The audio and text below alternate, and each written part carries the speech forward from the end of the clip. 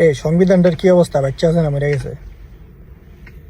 মানে যে সংবিধানের মহাপুরুষ আমাদের মাননীয় রাষ্ট্রপতি চুপ্পু যে পদত্যাগ করলো, এখন এখন সংবিধানে কিছু হয় নাই।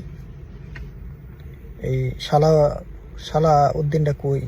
সংবিধান সাবুয়াটা এমন কথা কেন আগে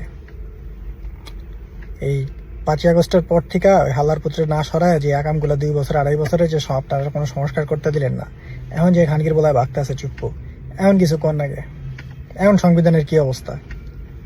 মানে এখন আপনারা নতুন করে রাষ্ট্রপতি বহাবেন যাতে পরের ইলেকশন পর্যন্ত টিকে আর কি, তাই এই প্ল্যান করছেন নাকি?